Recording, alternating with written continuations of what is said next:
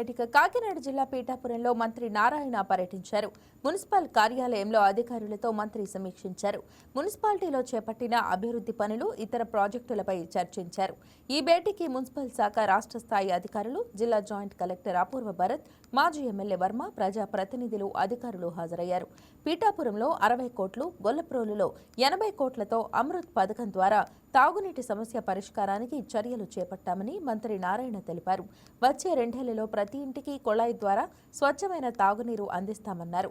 పీఠాపురంలో 14.6 కోట్లు, గొల్లప్రోలులో 8 కోట్లతో ఇళ్లలో వాడిన నీటిని ట్రీట్ చేసి బయటకు పంపించేలా ఏర్పాట్లు చేస్తున్నామన్నారు.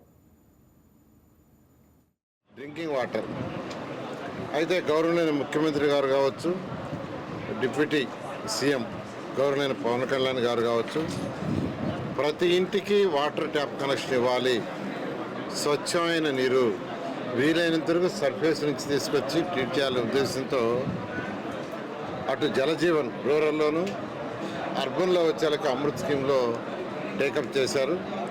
ఈ యొక్క పిఠాపురం మున్సిపాలిటీకి అయితే 57.5 కోట్లు, గొర్లపల్లికి వచ్చి 80 కోట్లు శాంక్షన్ చేశారు.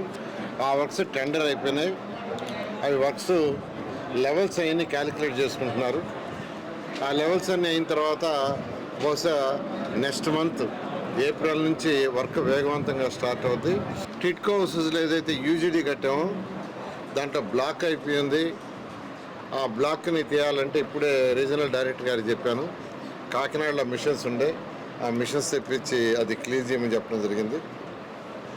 అదేవిధంగా ఇక్కడ స్టేడియం ఏదైతే పెండింగ్ స్టేడియం ఉందో దాన్ని స్పోర్ట్స్ వాళ్ళతో మాట్లాడి ఎలా చేయాలో దాన్ని చేస్తామని తెలియజేస్తున్నాను. ఏదేమైనప్పటికీ రాబోయే 2 సంవత్సరాల్లో ఈ యొక్క పిఠాపురం కానీ గొల్లపల్లిలో కానీ 100% డ్రింకింగ్ వాటరు, 100% డ్రైన్స్, అంటే వర్షం వస్తే నీళ్లు పోయే డ్రైన్స్, అదేవిధంగా యూజ్డ్ వాటర్ పోయే drains, roads, lights, parks complete చేసే విధంగా దీనికి సంబంధించి ఫైనాన్స్ ఏదైనా అల్టిమేట్గా ఫైనాన్సే. దానికి అనేక మార్గాల ద్వారా అన్వేషిస్తున్నాం. ఏదైతే ఇప్పుడు అమృత్ 2.0 కావచ్చు, ఏఏబి వచ్చినట్టే యాన్యుటీ మోడల్లో 100% డ్రైన్స్ కట్టాలని ఒక 5,000 కోట్లతో కట్టేదానికి గవర్నమెంట్ ముఖ్యమంత్రి గారు శాంక్షన్ ఇచ్చారు.